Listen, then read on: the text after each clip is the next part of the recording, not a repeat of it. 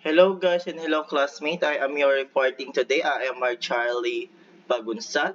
My topic is all about strategic management. Before we start, I would like to give to everyone what is the meaning or definition of strategic management. Strategic management is all about strategy for short and essentially about choice. It's term of what the organization will do and want to do to achieve a specific goal and objective where such as goal and objective lead to the realization of the state of mission and vision. And next is what is strategy? Before we give the meaning of strategic management, strategy is a central part of the planning function in POLC strategy. It's also about making choices that provide the organization with some measure and sustainable competitive advantage. In short, ang strategic management is the process of setting goals, procedure, and objectives in order to make a company or organization more competitive. The meaning of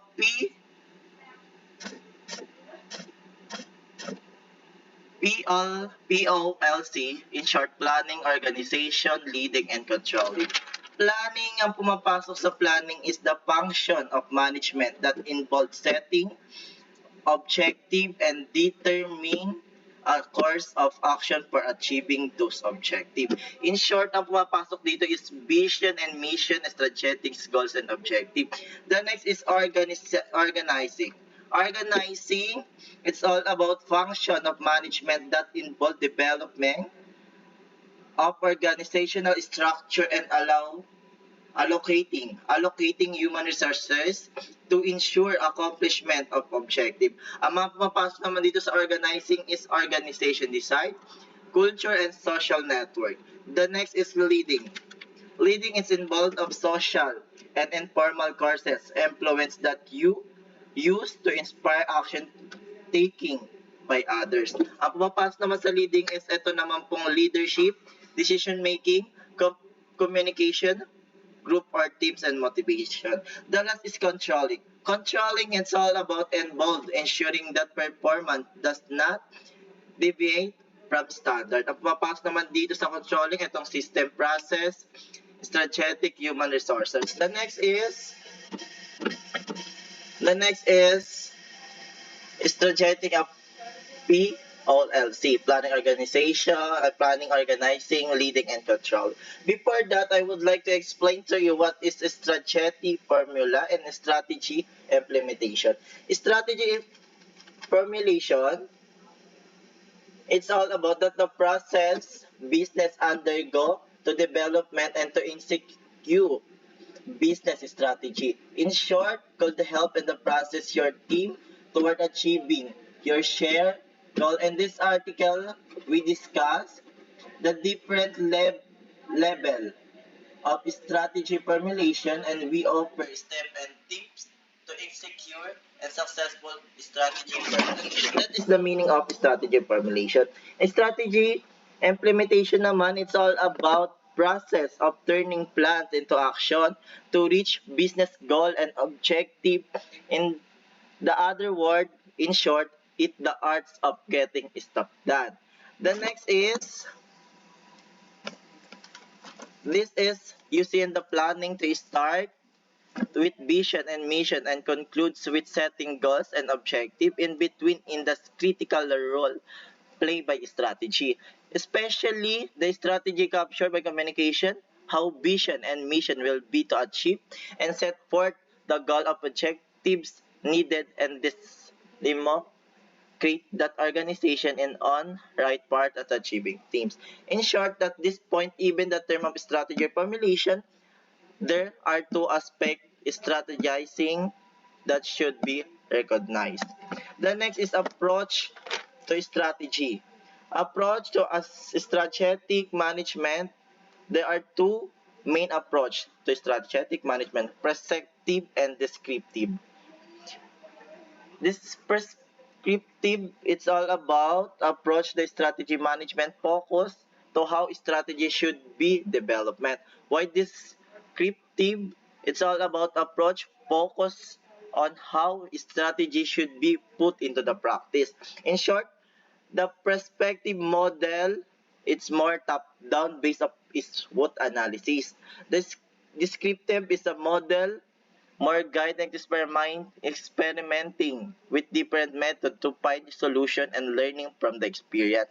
It's apply agile and methodology to strategic management.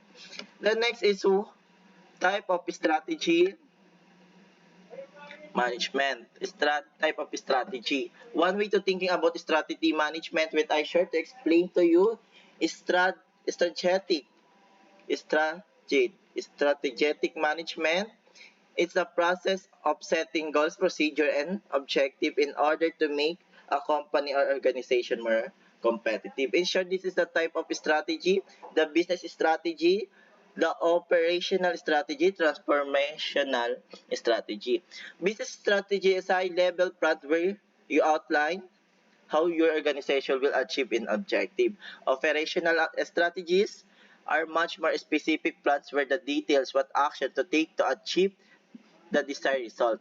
Transformational strategies involve to making a radical change to your organization to achieve significant improvement.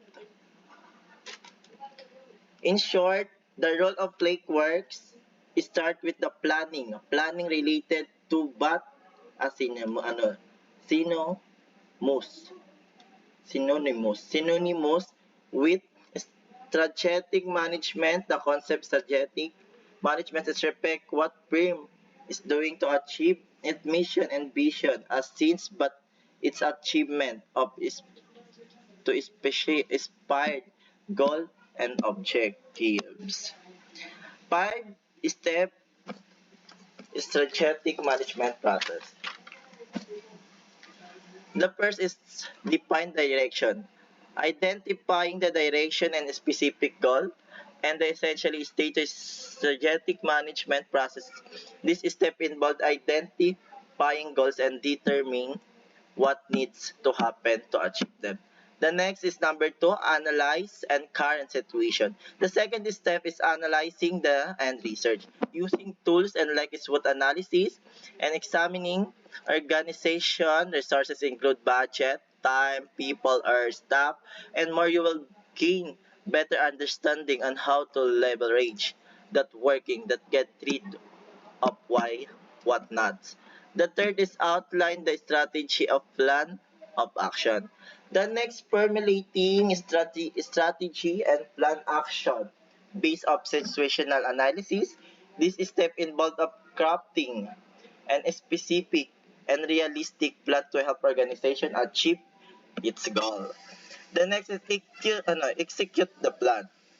Executing the plan is fourth step strategic management process.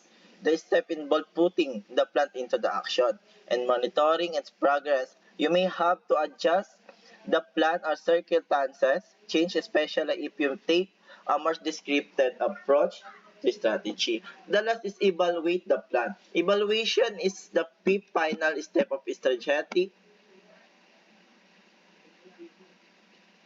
management. Process help you assess whether an organization has achieved its goal. It's not you can adjust your plan and implement to innovative way or feedback and analyze essentially to evaluation and preparing for an opera business future. This is my activity. It's all about strategic.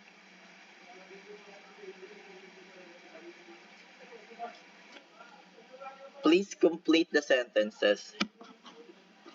This is my quizzes. It's all about strategic management.